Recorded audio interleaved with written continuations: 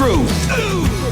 Welcome to Drop Me Off in Nashville with Sebastian Roberts and Scott Huger.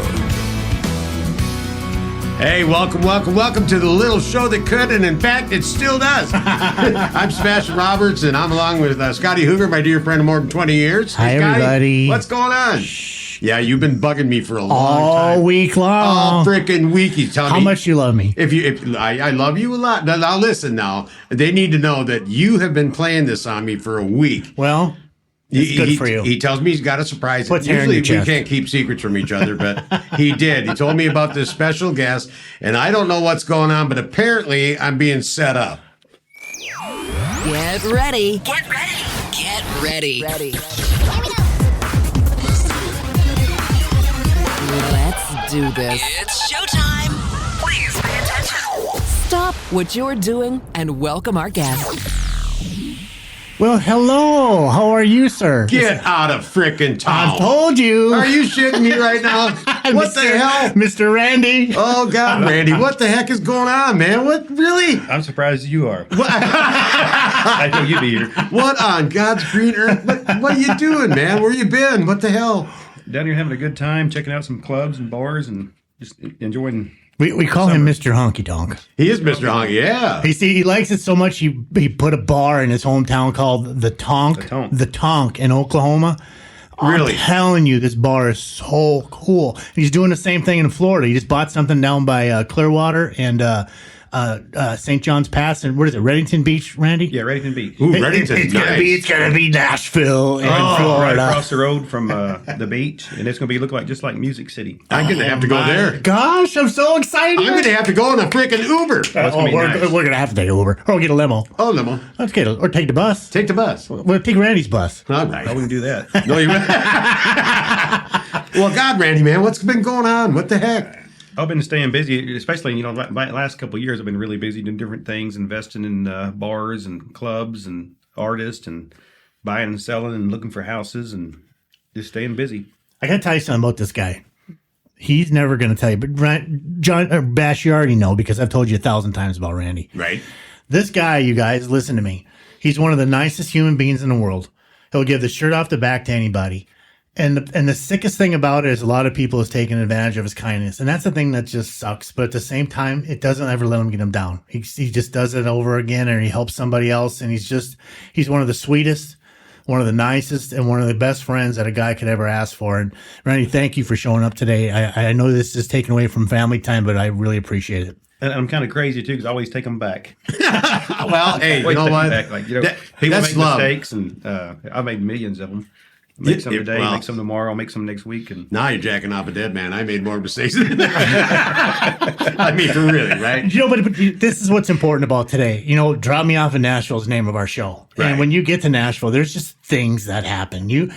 Some people can do it on their own. Some people are in the right place at the right time, and some people need help. And there's nothing wrong with that. And that's what a music investor is. And that's what Randy is. He is a music investor, and he has certain qualities. He has certain expectations.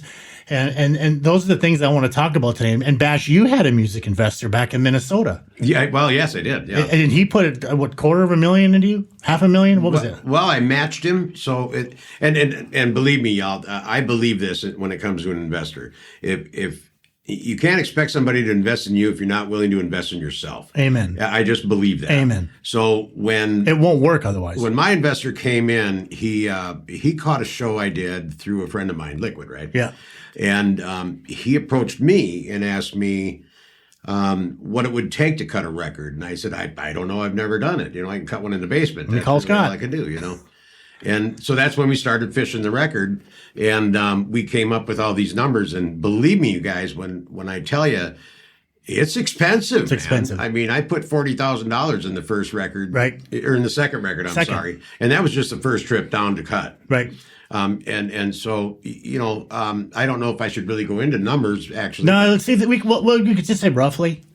Just so they kind of have an idea, because remember, that was 10 years ago and things have changed. Yep. They might be more expensive. And the last thing we want is somebody to go, well, I heard on the podcast that it's this. Well, yeah. So I don't know what it's going to take right now, but I can tell you I personally have upwards of $350,000 in my career. Right. And the thing that I liked about when you called me, you said you're an investor, you said, he wrote the check, but I'm going to work harder than he's ever worked in a day in his life. And I know this guy's rich, but he goes, I'm never going to let him down. I said, John, if you never let that guy down, you have the best investor and the best partnership you could ever get into, because he knew that he put his money in the right place.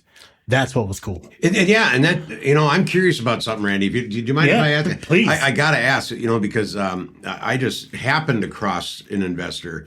And so when you invest in a singer or a talent, is it because you found him when you were honky-tonking and you saw something in him that you liked? Or did they approach you and say, hey, I heard, do you expect artists to approach you about these things, or do you look for them? Well, it's coming every single direction. And you can ask any artist. I feel bad for these guys down on Broadway. These guys down there playing their songs. You got some drunk guy in the crowd that may be a real estate agent from Detroit, or he may be this, he may be a banker from San Antonio. He'll go up to these people and he'll promise them the world. Hey, here's my card. Call me tomorrow morning. I'm going to invest. You want to do this? I'm going to do that. And then they lie to him. Yep. When I go up to somebody, I say, I'm going to do something. I'm going to do every single thing I said I'm going to do. Amen. And that's the truth. Even if once it's done, I'm not even talking to him anymore. I will still finish whatever I said. And I've never had a contract with anybody. Never. Well, I have had one contract, and that went south. But I only had one contract my whole time. And when I just believe in somebody, I just believe in them. I believe in 100% of my heart. And if they screw me over, well, it's their problem, not mine. So I'll go on down the road. I'll keep making money. I'll keep doing what I'm doing, and it don't matter. Right. Wow.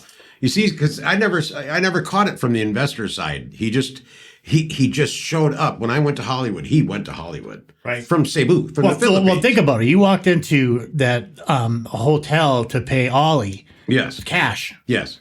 Cash. Yes. Yeah, not a check. Here's cash, and we're going to take care of this today. That's correct. And we're going to do it the right way, and this is happening. Absolutely. And it meant something to Ollie, I think, because he was like, this guy's serious. Well, yeah, that or I was a drug dealer. Yeah. I mean, but I don't kill people who sell drugs anymore, seriously. The thing about Randy, though, Randy, when you start investing in somebody, do you sit them down? Do you put them through the ringer? Are you like, listen, asshole, we're going to do it this way? Or you go like, here's the journey, let's get started? Every single time this happens, the people I invested in, one of the guys I invested in, I put a lot of money into him, had a lot of faith in him. And actually, I quit dealing with him because his mother, he had a mom wanted to be a manager. Oh, dear. We'd head to the studio and we'd be ready to leave. And next thing I know, her suitcase in the backseat, like, what are you doing? We're going with you. And so I always tell them how it is. Like, and every artist I've ever brought to Nashville, I do the same thing every single time. I take them to a vocal coach, Judy Rodman. Every single person I've ever dealt with is wonderful Judy. Woman. Yes. Yeah, one of the best in town. And she works with them. I take them to do media training. Take them to a publicist. We do every single thing the way you're supposed to do it. Right. And sometimes it works, sometimes it don't. And it's always, I've always worked harder than the artist. And it should be the other way around. Just like we talked about earlier. Just like what you said, this investor gave your money. I'm going to work my ass off this guy. Well, I not only you do that, I know one other person that does that, but most people don't do that. The investor works harder, and that's the worst part. Wow. It's almost like the investor wants it more than the artist at that point. And I think I can't you don't see realize, that. artist, Mr. Artist person, you have a gift. This is a gift. You couldn't go out and find this if you wanted to. This is a gift. Do everything you can to take care of that gift. I mean, I got in a flippin' Winnebago and did a radio tour. Did we call it the cuckoo box because it was No. small? That's when I was living in when I was getting divorced. Yeah, sorry. That's a whole different. The cuckoo box. Listen, that's a different episode right there. But no, the Shaggin' Wagon. No, that's your minivan. The Shaggin' Wagon. Too many monikers. What did we call that thing anyway? The tour bus. The Bus-A-Bagel. Bagel, yeah. Yeah. Well, we And- plastered your name over the whole entire thing. Yeah, You ordered 3,000 investor- hot dogs. The investor. Yeah. He wrapped the bus in the Unwanted Man record, and there was a big picture of me on the side of it in this chitty chitty bang bang looking thing. And you should have seen that thing in Hollywood in front of the Whiskey. Oh, they're probably going crazy. for 3 days. Yeah, that's when TMZ showed up. Remember? Yeah, pictures TMZ like was crazy. all over the place. That was really funny. But that was and we talked about it in the last episode. That's giving up the comforts for your passion. You know what I mean? I'm You're not going on a tour bus. No, I day drove. one. I drove the thing every mile because you're eating hot dogs and ramen, and be Yeah. thankful that you get to do that. Because somebody's putting 350 gas hot in your dogs. tank for you. I haven't had a hot dog since. Yeah, well, and somebody's putting gas in it for you. 150 bags of Doritos. Yeah, I mean, it was. ran from a tornado. Oh yeah, we just beat that one. That real bad one that tore up and killed a lot of people. I don't remember what state in we the South. were in. Oh No, my sorry, God, go ahead. man, we were right in front of that thing. We Anyway. made it to Nashville in time. I think that's when little Jimmy passed away. Yeah, sad. Or little Mel. Jimmy, Yeah. little another talent. So, Randy, do you really have like an aha moment when you like? Are you have 6 ways to the sun when you see these people singing, or you walk in, you're like, "Whoa, what the heck is going on right here?" I mean, most what time when I gets see them, I'm usually drinking. I'm honky tonking, having a good time. But I always go back if I see somebody I really like. I think, how good were they really? So I go back the next day and listen again. Yeah. And then that's when I approach them or they approach me, and that's usually how it works out. And the one thing about Nashville, you see the America's Got Talent, you see The Voice. I mean, those are a joke. The Yeah, real 100%. talent, 100%. The real talent is the raw talent you'll find right there on Broadway. There's more stars on Broadway than you'll ever put on either one of those TV shows. Amen. And that's where the people are at. Well, let's think about it. Let's talk about that for a second. How many different shows, reality shows, have been on the air over the last 20 years? Let's I just can't count guess. them. I mean, I'm just making up numbers. Let's just say it's been on the air 50 times. Maybe it's been 100. How many of those 50 winners are big stars today? Well, Nashville Star actually made stars. Remember when it first started? Yeah, you got Carrie Underwood. Miranda Lambert. There's not been a star. Sean Mayer. There's not been a star from The Voice. No? Nobody's become a star from The Voice. Nobody's America's Got Talent. To me, that's a joke. That's more like a state fair or like a talent contest. Right. And I think they're more worried about the celebrity guests that they have promoting them than they do the artists, myself. Nobody else will watch it. I mean, else will watch it. It's a joke. I mean, and those shows you go to them, the stories that they tell is not true. Right. They're all fabricated. They script your life. That's who wants to hear that? Right. I You wanna had hear- a couple artists, right? On them shows? One guy working at Dawson Slade, he's 18 years old. He got signed to Warner Chapel at 18 years old. He's been on America's Got Talent twice, and they made him lie. Said he worked here, said he worked there. I mean, it's a joke. The best music singer you'll ever see, and you'll never see him on TV, is right there on Broadway in them stages. They're the That's best true guys story. in the world. Yeah. That is true. I mean, that's the best in the world you'll ever find. They care about their craft. They're singing for tips. And it was the They're singing to funnest pay place their I rent. ever sang in Yeah, my but life. these guys are down there and gals are down there to pay their rent. You know, Right. they're there to sing. They show up. It's their job to sell beer, work on their vocal, their craft, learn how to hold an audience in their hand, and pay their rent. And and it's their livelihood, because there's a girl that she was signed with Curb Records originally, and her manager would come to me and says, "Is there any way that you can help me out?" I said, "What do you need?" He goes, "CMA Fest is coming up tomorrow." He says, "I got this little girl. She's 17 years old. I need her on stage somewhere." So I call a good friend of mine, Greg Humphreys. I said, Yeah. "Greg," and I remember Greg. Rest in peace. Oh, Greg's one of the best. And Rest in I said, peace. "Greg," he said, "Man," he goes, "I ain't got room for you." He goes, "This has been booked for months and months." I said, "Man, I just need a favor." And I said, "I don't need one. I need two." He said, "What do you mean you need two?" He said, well, this little girl sings. I introduced this guy. Now as her boyfriend, I sing both of them on stage. He says, "You want both of them on stage? Let me see what I can do." Okay. Have me be tomorrow between it was a six. Actually, he got them on the 6 and 10. Today, they're both still there. They're making 6 figures. Holy And smokes. they're getting their base pay and their tips. They're successful. They got 2 kids, making a living. Brand new home. They just bought a brand new home last month. Isn't that nice? They're That's making a that- living on Broadway. That's Collier. That's how you do it. Scott Collier is one of the best. I He's met one of the Scott best. Collier back in it was 1999. He come to town. I seen him the first time he come to town. Next time he come to town, he was gone. I come back to town. He's back in town. Yeah. And he went home, gave up, come back, and he's been there ever since. He's been there 28 years. He's been there a long 25 time. years. Yeah, 25 years. Him and John Stone and another person. The first person I ever met was, and I'm still dealing with him today. I work with him every single day, talk to him every day. Is Glenn Templeton. Oh, yeah. Oh, my gosh. The first time I seen Glenn was on stage. at Great Tootsie's. talent. Oh, And the first tour bus he ever rode on was mine. was your bus? It was my remember. mom's birthday. Oh. And so I took Conway Twitty's grandson, Trey Twitty, which was actually it's Michael's son. I took him, Glenn Templeton, and the rest of the band out to my mom's birthday and brought them back. Oh, And man. actually, this is very wonderful. interesting too. Conway Twitty, his first son Michael, is actually my cousin. He was married to my dad's cousin. Really? Yeah, they're in Arkansas. I think he's working with Taylor Lynn right now, and Yeah. they're doing the Twitty and Lynn show. Very it's successful. Good. It's very good. Wow. Yeah, good. Yeah, Loretta's granddaughter. She's paying homage to her grandma. Gosh, I love that. They're booking Canada. They're booking everywhere. And making it's money. good. It's super good. Dang. I'm really happy for him. I mean, it's so fantastic to see because I mean, look at Conway Twitty and Loretta Lynn. Talk I mean, about 2 dear giants. God. Wow. Giants, Yeah, right. right? But yeah, Broadway, man. That's the best time I've ever had in the music business, really. Right. When it's raw like that. Right. You know, when you're walking into a club and Collier, he'd be on stage at Tootsie's and I'd walk in the door with Scotty and he just lit up. And he's like, "That's it. You come on." And he had me doing this damn Neil Diamond, man. And I used to sing this Neil Diamond song, and I didn't know that the whole crowd went bum bum bum, and it scared the shit out of me. So, I pulled a Collier and I jumped up on the bar and I'm singing this thing. And who was playing the fiddle? She did so good. Steffi Gherkin. Steffi. Oh, she was Stephanie awesome. Gherkin from Minnesota. Minnesota. Yeah, if you could picture Neil Diamond with fiddle and a country band, it was just on fire, man. And the crowd went, bah, bah. I almost fell on my ass on that thing. Right. I didn't know they did that. And so good, so good. I'm like, oh, dear God, it's just Sweet Caroline, man. Calm down. I want to change gears for just a second. Let's go back to the studio. John, remember when you were in the studio, and Randy, this is kind of the same thing for you, but remember when you said there's things, Mr. Investor Guy, that I don't like and I need to have them fixed and it's going to cost money. But Yes. your investor can't hear what you're hearing. No. So to his ear, oh, it sounds great. What are you looking for? But in your ear, you're going, it's not right. I got to fix it. How do you sell that to an investor? And to Randy, how do you listen to that and go, I have to trust my artist by saying that there is something wrong here that's not fitting and we have to go back and fix it, even though to my ear it sounds right? Well, in my case, I had two fixes that I wanted to make. One was on the Elton John track.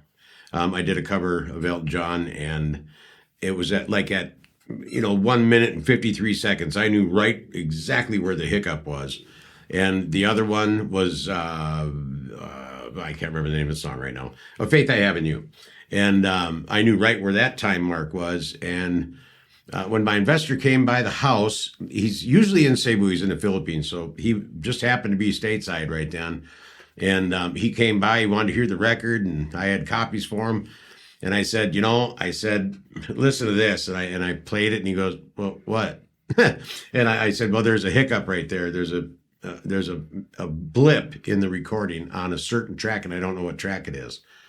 So I played the whole thing for him, like a 10-second clip. And he acted like he heard it. He did. He didn't hear that. Of course he didn't. No, he didn't. And but how do you sell it? Listen, I got to go back and fix this. What do you say to him? My investor, really, he's not even a music fan. He likes the fame idea. Sure. But he's not a fan of music. Country music or all music? Any music. Crazy. Yeah, he's kind of a karate guy. Sure. Very zen, That's very his release. focused. Yeah. Yeah, he's really an interesting... Mine's music, man. I me got it too, here. but he said, well, what do you got to have? Yeah. And you and I had talked already about cutting He Lied. And so I said, well, if we do He Lied and I do those fixes, we're going to be back in it for... The song you wrote, He Lied, yeah. Yeah. And this X amount, so he said yes. Yeah. Okay, so Randy, here's Mr. Artist Guy. I need another $40,000. I know we just spent 40, but I need another 40,000. What do you say? Do you be like, sure? Do you trust in your artist, or do you go, this is horseshit? No, I always find something wrong with something. I'll listen to it. Either the voice is in the music or it's on top of the music. So I always say something. I actually want to go back and fix. I want perfect. The guy I'm working with right now, everything has to be perfect. So I trust him 1,000%. He listens to everything, writes his own songs. Is that Clay? That's Clay. He's good at everything. Clay Airy, you guys. I don't mean to interrupt, Randy. I have to. This guy's from Oklahoma.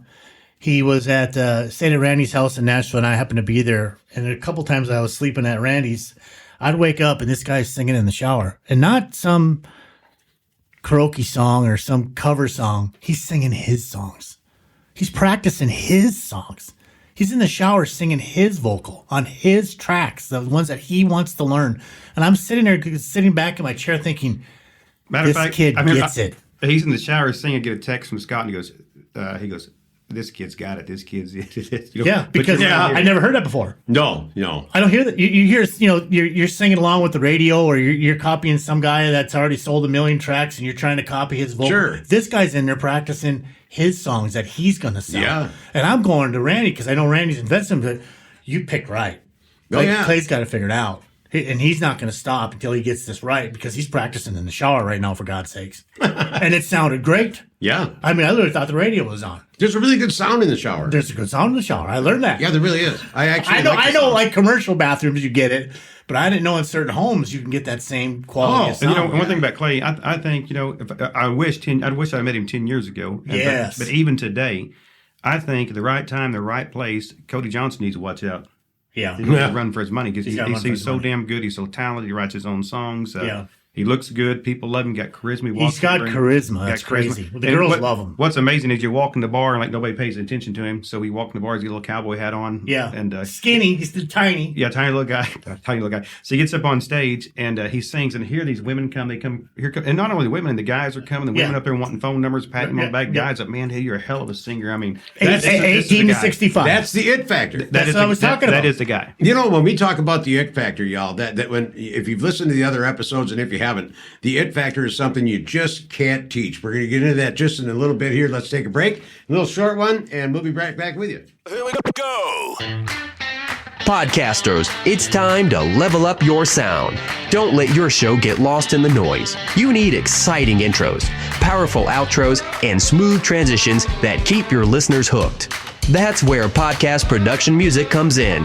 From polished production elements to custom sound design, Mark Maynor is your audio production professional, delivering broadcast quality results every time. Call Mark at 727-609-7366 or visit podcastproductionmusic.com. That's podcastproductionmusic.com, and bring your podcast to life. Sound Pro, stand out. Podcast production music.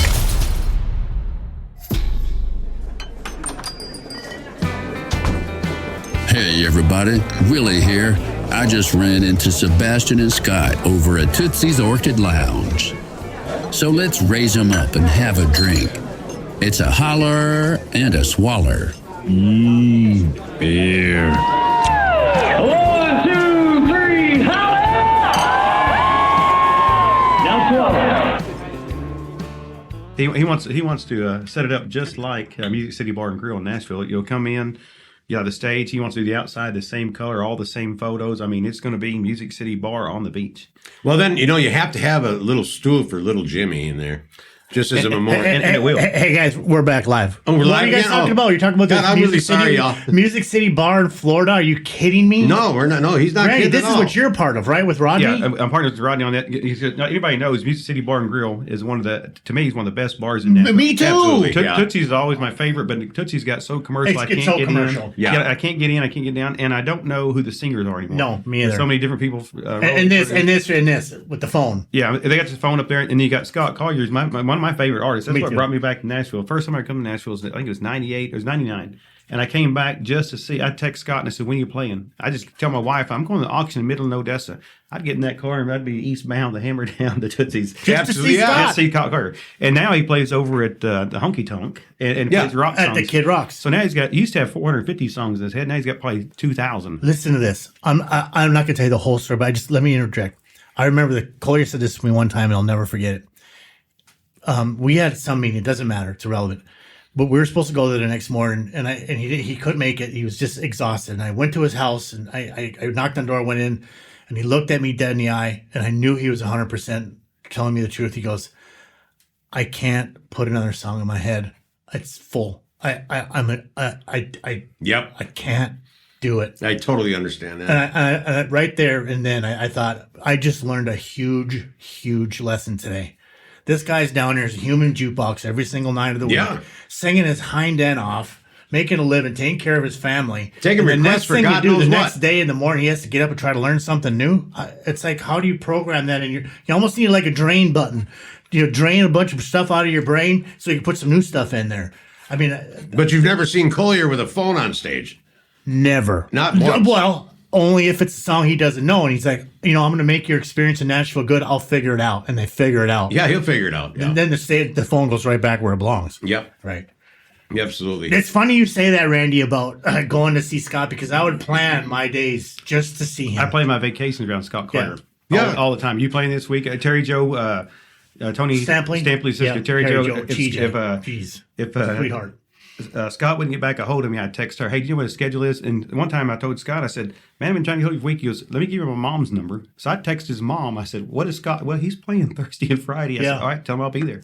So I would plan my vacations and trips.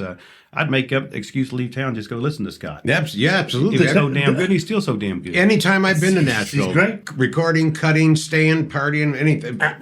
If he wasn't singing, we were at his house. Yeah. And It's funny. The last time I was there, I stopped. He's playing some 2 to 6 shift in a place. It's a Monday. It's packed. tact. Monday. Yeah, like a Saturday night in there. Solid. I walk in, he goes, hey, everybody, my best friend just walked in the bar. He goes, he just got him out of jail last night, and the whole place goes, whoop, looks at me, and I've never been a cigarette in my life. I've never been in trouble in my life. Well, And now I got the spotlight on me, like, you ass. He always says, "Here's my brother." My brother just walked in. I'm like, "Well, how many brothers does he have?" But, there's a difference between a singer and an entertainer. Right. Scott Collier's an entertainer. He'll take the drape off somebody's shoulder and put it on. He'll take their jacket, he'll take their hat. I mean, he's got everybody's attention in the whole bar. Every single body's attention. Every time. That's the it factor. I want to know, Music Row. I'm really close to the microphone. I want to know why he's not signed. He's an incredible artist. That is the dumbest thing. They should have signed him and put him on the road and give him the songs he needed, because that man works. That man would have held any crowd, and he would have sold records. Oh, yeah. Like you read about. Yep. He has it. He has what you have, John. He has that the it it factor. You can't teach can't that you shit. can't teach it. You either have it or you don't. I told a lot of people, you can sing like a canary. You're really something, and you've got some charisma and energy on stage. The it factor is not that. The it factor is a magnet that I don't even know how to describe it, but I can tell you sure the hell can't teach it. Can't. You can't. And I wish I could, because there's some singers that I've met that are really dynamic, fantastic vocalists, and they're really good in the studio. But you get them out front, man.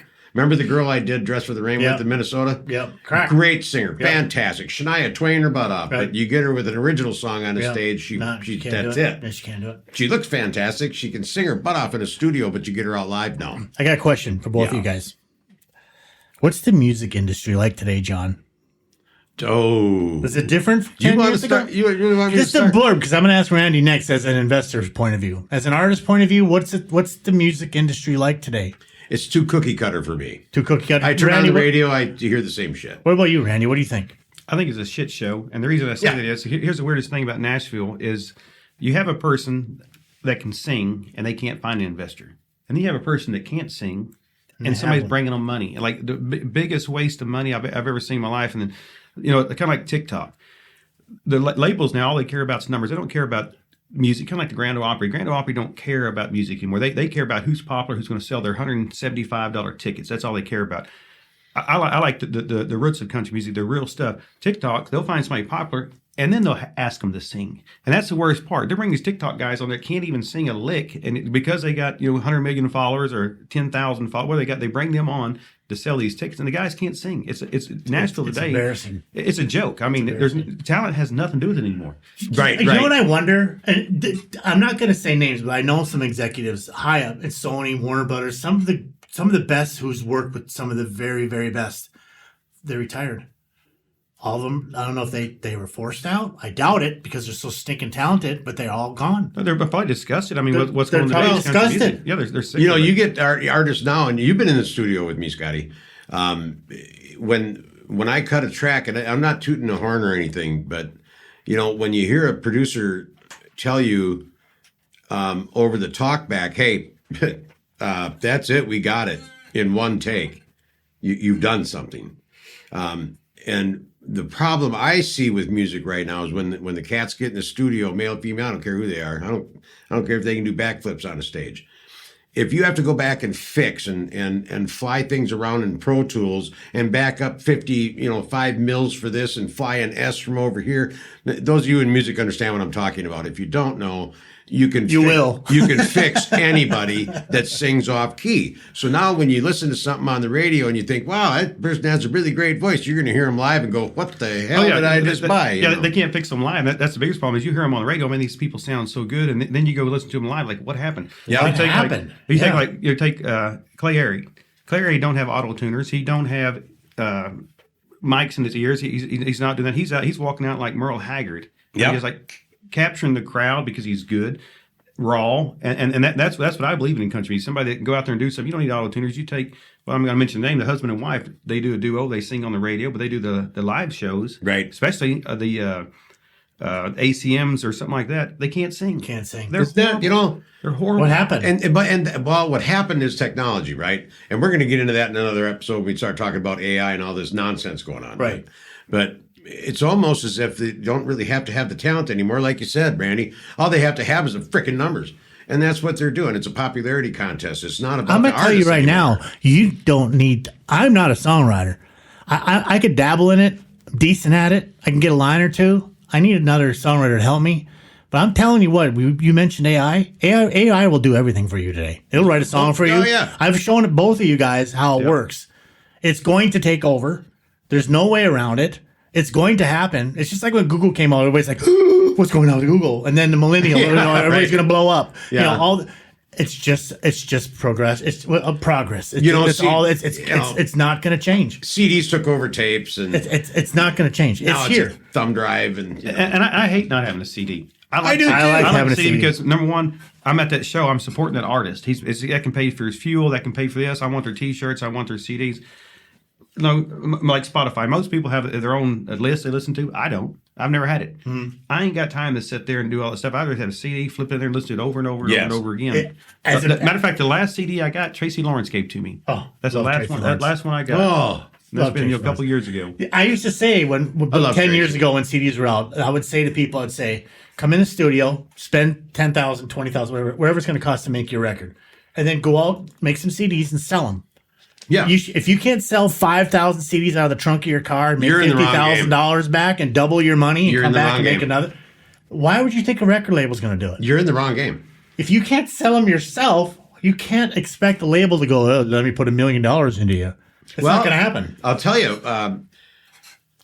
when I cut the second record, Unwanted Man, and even with It Is What It Is, Scotty, we had a ton of CDs. The two-tone cuts. Yeah. Yes. It is what Tommy two-tone. Right. And I didn't sell a lot of them. I didn't try to sell a lot of them. I gave a lot of them away because, quite honestly, nobody knew who I was yet in Nashville. It was great advertising. I thought you were crazy at first, and I went, oh, boy, this is something different. But, when I started coming back to Broadway and seeing Collier all the time and all this stuff, people would come up to me and go, hey, man, that CD, gee, just crime and Netley, man. Yeah. Well, thank you. That's great. Hey, my sister needs one, but, Right. And then, sales started to pick up. And with Unwanted Man, I wrote off, 5,000 CDs and then sold another 5,000, ordered another 5,000. But that's where, if people don't know who you are, it's like a circus carny, like we talk about, coming up to you going, hey, man, you really got to hear this CD. I can't wait to talk about the circus carnies. Yeah, I know. Let's take a break, you guys, and come back. Let's get into circus carnies because both of you, as an investor and an artist, have dealt with them. Oh, yeah, we have. You're tuned in to Drop Me Off in Nashville with Sabastian and Scott.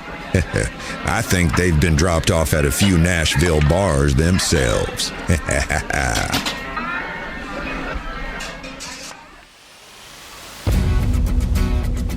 Are you a TV producer or camera crew ready to capture the heart and hustle of Music City? Then we got your next hit TV reality show. Introducing Drop Me Off in Nashville, the reality series where country dreamers chase stardom, heartbreak meets dead ends, and every neon sign has its own story. We're calling all Nashville filmmakers, videographers, and crews to help bring this story to life. From Ryman Alley to Broadway nights, this is where the fans meet the future stars. Think Southern Charms meet ABC's Nashville. But real, raw, emotional. A self-contained docu-series. Want to get behind the camera and shoot the next breakout series? Reach out now at dropmeoffinnashville.com and let's make TV magic, y'all. Drop Me Off in Nashville, where the dreamers and the fans connect in reality. I like what you're doing. Speaking of circus carnies, yeah. Speaking of circus carnies, you know what? We give monikers to a lot of people because we don't want to offend anybody. We don't want nobody to think that we're talking about them, even though we are. Right. And it's a nicer way to call them a circus carny than it is to call them a thief and what's the line you always they're thieves, they're liars. No, there's liars, beggars, cheaters, and thieves, and those are just the nice guys on in Broadway. Nashville. Those are the nice guys. That's right. So these guys down here, they're going to tell you that you're going to be on every chart. They're going going to bring you number one. They're going to put you on the radio. They're going to marry your mother. You had to hear some of these cats. Oh, yeah. You know, I'm in the oil field business. So in the oil field business, people physically steal things. They take your motors. They take your oil. They steal stuff. Nashville, they steal your thoughts. Yep. It's completely different. They steal your thoughts. I mean, if you're planning on doing something, you can't say nothing because they'll all go out and do it. I mean, Nashville is full of more sharks they've got more sharks in Nashville than they do in the ocean. Agreed. People are preying on, like it's happened so many times. You got some kid that comes to town that's sad. They got $30,000 grandma gave them. They're going to produce this album. They're going to get an apartment. They run to some guy downtown. You got $30,000. I'll tell you what, $30,000. Tell you what, I can cut a demo for you $30,000, and I'll take it over here to the Music Row and give it to so and so. Well, they give them that $30,000. Next thing you know, they're sleeping in their car. That's exactly right. They're waiting tables, doing this and that. They never get their $30,000 back. And they never see the guy again. And the bad thing about Nashville, there's actually people who were. This is terrible. People actually had hit number one songs. People that were touring artists that are doing that to people now. They're in their older age and they're taking money from these people. I mean, I know 3 of them right now has took close to $300,000 from little individual people, from their grandmas, their moms and dads, taking their money. Oh my produce Lord! This album and they just walk. Like you take Clay Airy. Clay Airy, I've been working with him 5 years. And how I met him was through a shark. A guy had him sign this contract. I remember this. Yeah, this contract, you've never, ever seen this contract before. And shame on the attorney who's well known in Nashville to even write this contract. The contract said, you can never leave me and I'll decide if I'll let you go. And went on forever. And forever? Yeah, forever. It's written in the contract. And Clay didn't have no money, but so we ended up spending close to $20,000 trying to get rid of this daggum contract. Oh. And yeah, we spent close to $20,000. The guy got him blackballed from a casino because he got hired at a casino to sing. Well, rather than singing at the casino, the guy set up all this stuff for a video, wouldn't let nobody on the dance floor. So then he got blackballed. And then, believe this? So I met him through the shark. So then he called me like 2 or 3 times, and I said, well, I can't really work with you, do anything with you, because I met you through another guy. It's not right. But then I got to seeing the writing on the wall. So you know what? So me and him went to eat supper one night, and I'm driving off, and he passes me. And I think, this guy's going down the road. It's hotter than hell outside. He's got a Suburban, don't have air conditioning. I said, you know what? Screw that shark. We'll teach him a lesson. That's right. So we're $250,000 later, and still going at it. And sooner or later, it may not be this year, next year, Clay Airy is going to be a big star. Yeah. There's no doubt about it. I can't believe someone did that to him like that. It happens every time. I mean, yeah, I can believe it. You can believe it. Yeah, I can believe it. And Nashville's full of that. I mean, it happens every single day. And yeah, it does. So new artists coming to town, listen, we're teaching you something very important. This isn't grandma. This isn't your mom and dad or your uncle or your best friends that you see every Saturday down at the local bar and you're saying, no. When you get to town, it's you against the world.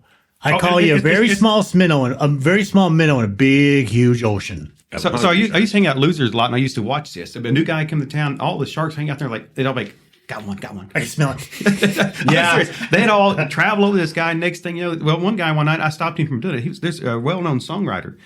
Asked him how much money he had. He goes, I got $15,000. I'll tell you what. He goes, $15,000, I'll cut you 2 demos.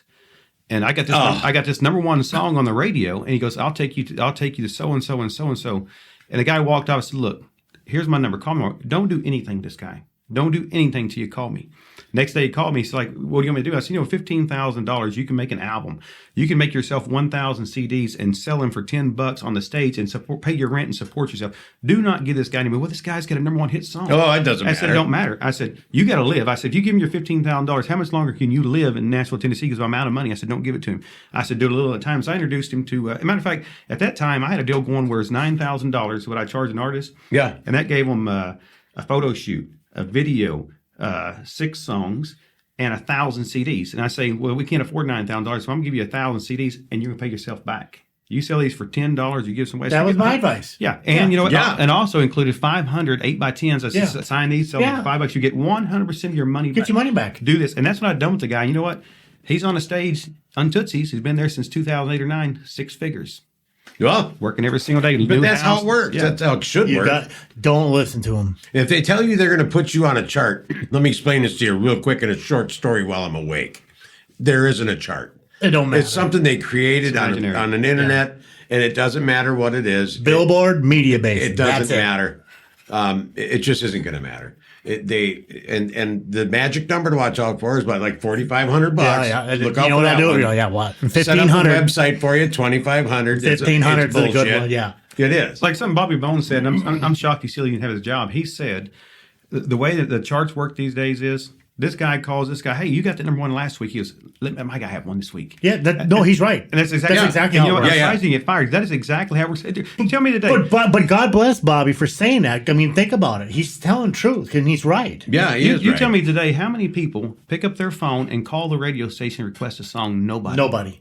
So who? The program directors is the one who makes them. Yes. They're the ones that puts it in their line. If it's not Grandma sitting here trying to win that $98 from 98.1 FM, right? It's not her calling in. Right. It's somebody sitting in an executive office, call the guy over here and say, look, last week was Michael Ray. This week's my guy. Right. And guess what? That week is my guy. And if you listen to radio, 7 or 8 songs, they're always the same. Same 7 or 8. I don't listen to radio anymore. I get sick and tired. I can't take it. And another thing, when I do listen to radio, I have to have that Shazam because I don't know who's who because they all sound the same. You get all these cookie cutters. Yeah, I can't live. Guys, listen, I have an artist on top 13 Billboard right now that I'm managing.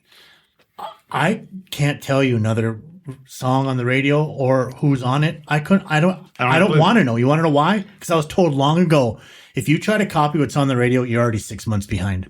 Well, yeah, and when you say cookie cutter, it is. I don't turn on the radio anymore because when I did, they all sounded exactly alike. All of them. You got your Brantley Gilbert. Everybody all copied Brantley Gilbert. Everybody is the same. So I'm just saying, who's this? If the radio don't tell me who it is, I don't have a clue who's singing. Yeah, and if you say "girl" one more time in a song, I'm going to jump in a truck and I'm going to come down there and slap you like a redheaded girl, truck, beer. Girl, truck, beer, tractor. Oh, shut up. I mean, but think about it. When those did come out, the best sang them and sold them perfectly. Yeah, now everything is just a copy. It's all been done already. It's done. I mean, the dog can't die again. Stop. No, the dog can't die again. Okay, so we got to do 2 things. Number one, tell me Sebastian, tell me your very favorite place to go in Nashville. Where is it? Tootsie's. Randy? Well, Music City, though. Well, Tootsie's used to be my favorite place because it's got so commercial and the parking issues and the crowds and you can't blame drinks are too high downtown, but you can't blame them when you're paying $10 million in property tax because the city's crazy and you're paying 25% in sales tax. I mean, you can't blame Tootsie's. It's too expensive. The parking's too expensive. My favorite place in the world is Music City Bar and Grill. And the reason I like Music City Bar and Grill, I can go in there, be sitting, and Zach Top will come to the back door and play pool. Mark Wills will get up and sing. Yeah. Larry Morgan's come in. You got Rhonda Vinson's a regular. Daryl Worley's there every Thursday. I mean, right. It don't cost to park. A month ago, Randy and I were there, and Loretta Lynn's family came in, and Randy ran it. I didn't feel it was my place, so I stayed away. But Randy went over, had a nice long conversation with the family. But he knows the family. He's been friends for a while. We've been going to Music City since the first time we went down there. Back in the Music City Bar. It's in the Valley, you guys. Check it out. It's an amazing little bar. If you want to hear some real country music, it's Music City Bar and Grill. They're not paying us to do anything because it's just our cold hard truth. By the way, anything you hear that sounds like advertisement. We're not advertising. We don't get paid. No, I don't want to get paid. No, this is called. Then you can tell me what to do. It's called co-branding, people, and one back scratches another, and it just works better. It's just how it works. It's like how we found this studio here in Newport Richey, Florida, where we're recording actually this week. This guy, Mark, has the best place I've ever been in. The hospitality here is amazing. Anybody that's down in Florida and wants to do some kind of record, we'll put the link up on our website. You got to check him out. He's amazing. Howdy! I was glad you here, though. There's these 2 fellas running all over Nashville causing a ruckus. I think their names are Sebastian and Scott. They're kind of cute, though. 3. Your guitar isn't just an instrument, it's your voice, your soul, your weapon. So don't let it dull out. Bring it to life with Doc Simon's Miracle Guitar Polish, the premium 4-ounce organic formula that restores, protects, and ignites your finish with a stage-ready shine.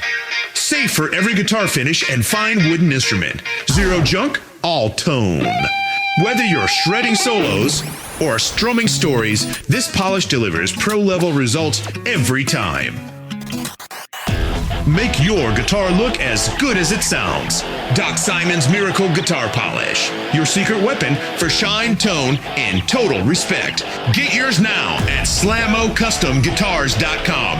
That's SLAMO CustomGuitars.com. Yeah, that Music City Bar then is where is it? It's on Gulf Drive and It's right across the road from the ocean. What's it called? Reddington Bay? Reddington Beach. Reddington Beach. Yeah. It's a liquor store. There's a nail shop and some restaurant been there 30-some years. Matter of fact, the bar had been open for 27 years when the lady decided to quit. Wow. When the hurricane came through. Are you leaving it blue? I saw there's a picture of blue. Rodney wants to paint it just like Music City Bar and Grill to give him permission. He wants to paint it with the black out there, the Music City sign. And then he wants, it's really cool what he thought about last night. It says liquor and it says bar. Take those signs, put them on the back of the building. Because of the road behind it. I love that idea. Rodney's one of the smartest guys you ever meet. I mean, look what he did in Music City Bar and Grill. You know what Music City Bar did? Unbelievable. Do you know what Music City Bar did last year? $2.2 million. Doesn't surprise me. And he had an offer on the bid. He goes, this guy made me an offer. He goes, I wouldn't have to work in the rest of my life. But guess what? He goes, I wouldn't have no fun. I wouldn't enjoy it. Right? And so then the atmosphere in there. It's double the size. Hey, that's where I met little Jimmy Dickens, and we talked I would drive to Nashville or fly to Nashville just to visit with Jimmy in the afternoon and have his glass of wine with him, and he smoke his cigarette, and that's it. Yeah, and then he went and did his show at the Grand Ole Opry. They have a whole homage to him now there. I just love him. They put his name. They carved his name in the bar. Yeah, I know. It'll be the same way down here. Speaking of meeting, here's the first time I met you. And I'd known Scott, and Scott had told me you'd done this song with Lori Morgan. I didn't know who you was, but we ended up meeting at John A's, and we're sitting there, and you're wearing a pair of flip flops. Some kind of sandals. We're eating together, and Ronnie Stoneman's playing her fiddle, and she's walking around. And she comes to you. You were there with that, yeah. And she says, she looks at your feet, and she says, "My dad taught me how to read feet." You're a singer, and then she walks off, and me and you both were like, "What did she say?" Yes, we didn't know what she said. So a week later, I run into her. I said, "Stoney, Ronnie, I said, we were sitting there. You told me your dad taught you how to read feet." And she was, "I just teasing that guy." We're sitting there thinking, like, what'd you learn? What she's not going to tell us what she read? Oh my God! I remember one time, John. She said, "Dude, she goes, you're teasing her. You guys are cutting up." And she says, "You better be careful, or I'm gonna put you over on your paper." How did that story go? Remember, she was goofing on something about child support. She was so witty. Oh no, yeah, she told me I ordered child support. Let's stop for a minute. Ronnie Stoneman was on Hee Haw. She was the iron board lady. The lady that would beat up her husband and stuff. She was, and we became friends with her in Nashville. And rest her soul, God bless her.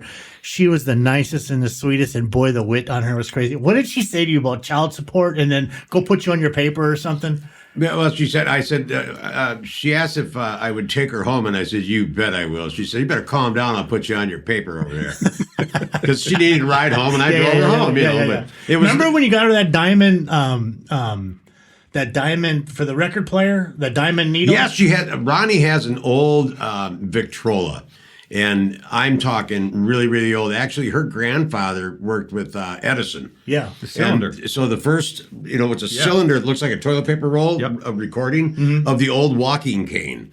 And she has it in a shoebox wrapped in toilet paper. And she brought out this Victrola, and she played it. She had to hold the horn on it. The horn was on to make it play. Right. And I was like, my God, I'm listening to history, and I don't even know what I'm hearing right now at all. I mean, I want to appreciate it. What the hell am I listening to? Right. Well, my granddad worked with Thomas Edison. I said, what? What? I know who that is. Right. Right? And they done. She's from like Bristol, Tennessee, or something. They actually done the very first recording. Yeah, that was with that cylinder. Yes, it was. Yeah, and she showed it to me and told me about it. And something else she told me is real funny too. I said, Ronnie just got married. And she said, well, that's a big mistake. She says, I've been married 10 times. But she goes, it's got to the point I'm just comfortable in a wedding dress.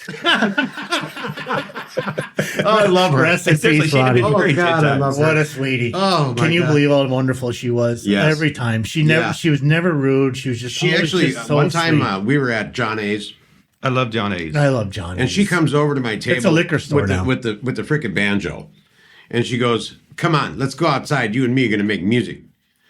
All right. Who am I to say no to Ronnie flipping Stoneman, right? So exactly. We end up outside in the back where I like to smoke anyway, and she knows that. So I'm out in the back, and she pulls out this 85-pound banjo. For the love of God, it's heavy. And she starts playing House of the Rising Sun. Yeah, watch this. I'm like, oh my God. She says, honey, I think we need to go in the studio with this. And she starts picking it. And I went, oh, dear God.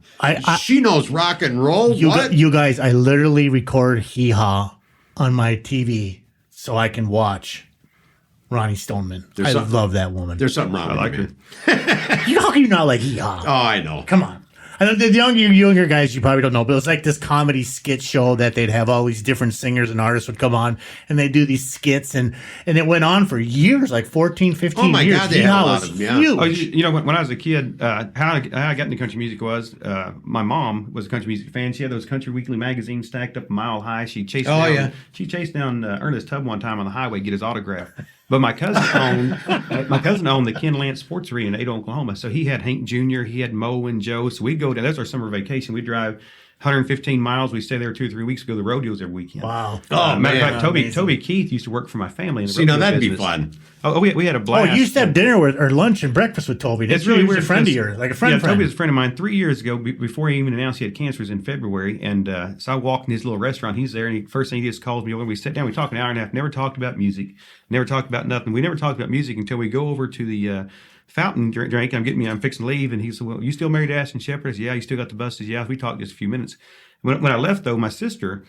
He stayed at our house several times when he's like 15, 16 years old. So I called my sister Sue, and I said, "Sue," I just ate lunch with Toby. I said, "Something about him ain't right." I said, "He's gray in the face." I said, "I think he might have liver cancer and lung cancer. Something ain't right with him." 1 month later, he announced on Instagram that he had stomach cancer. Oh, and when everybody's going to die.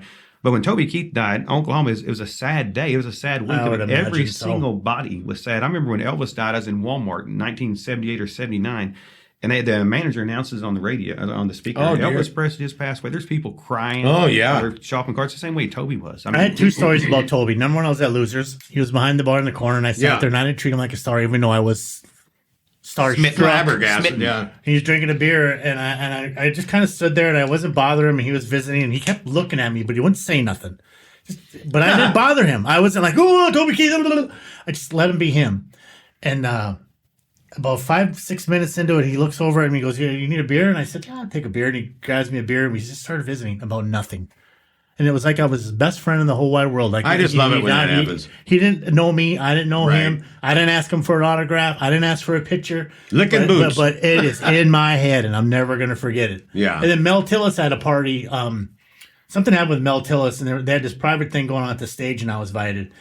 And Toby Keith was there, and I'll never forget it. Then he walked up next to me, and we were walking on, and I said something to him, and I was a little more starstruck at the time, but he put his hand on the back of my neck and squeezed it like your grandpa would did.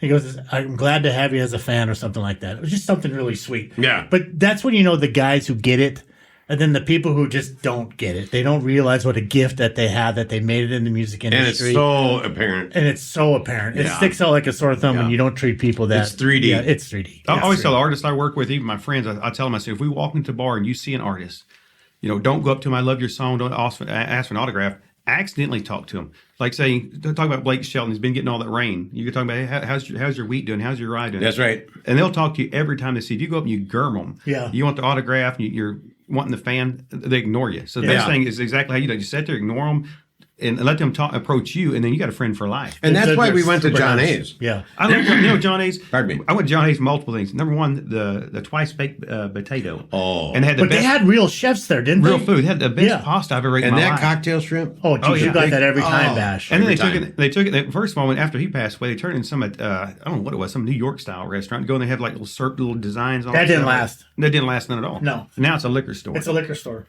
Kind of like Nashville Palace. I keep telling you, Bash. I said, next time I go up, you got to come with, because you got to see everything that's so different. And see, Nashville Palace is not the same. Nashville Palace, when I first went there, was on the corner. And remember the foosball table was in there in the Nashville Palace? Remember, that's where Randy Travis started. Now you walk in, that's where John A's friends would be. Right. And the very first time I went in there was Rodney's hero, Vern Gosdin. So Vern Gosdin, and he just had a stroke, and he come to my table. He's playing with this little tape measure, going back and forth. He's drooling, almost gets in my food. And he'll suck it back. I'm like, oh shit! And then he's going to sing. He's going to get up and sing. I thought, oh, this can be a train wreck. Yeah, this guy can't talk. He's had this stroke. He got up on stage, had done that fine dance ass, just like nothing ever happened. Yeah, perfect. Get off stage. He's back to what he was. Isn't that crazy? That's crazy. Ozzy did that for a long time too. He couldn't make a fried egg by himself. Hey, met our friend Terry Nails and Yeah. Ozzy. We're going to talk about him in an episode. We have a good friend that worked for Ozzy Osbourne for many years. I can't wait to talk He's a about bass Terry. player, Nails. yeah. Terry is a gem. Hey, let's wrap this up. Let's get Randy out of here. He gave us a gracious amount of his time. His family's here with him on vacation. Yeah, no, now we're going to go hang out. Yeah, let's go hang out. And You can't just tease me, make me go to work. No, we got to have at least a beer with They him wouldn't or let us back in something. the studio. We're going to a bar. Oh, yeah. Okay, well. Wait out. Mama's here, the house. Mama's in the house. Designated driver. Yeah, but the wife is here. Say hello, Mama. Oh, actually, I bought me a new designated driver. I bought me a Cadillac that self-drives. We'll try it See out. how red she Of just course got? you did. Listen, y'all, it's been a great time. Yeah, having Randy, you. thank you so much for taking And Randy, the time I love for you. us. Well, we're Good going to to see hang you out again. for real now, see? Yeah, good Thanks, to have brother. everybody. Thanks for everybody coming and listening to us tonight. And next Wednesday, we'll put another one up. What It do you could say? be this morning. You don't know. Hey, do I bring another guest or no? When? Next week.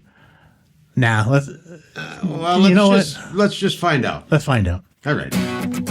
Thanks for joining Sebastian and Scott. Don't forget to like and subscribe to join the Drop Me Off in Nashville family. Engineering and production provided by Podcast Production Music. Well, Nashville, can't thank you enough for all the time. Y'all come back now. Here?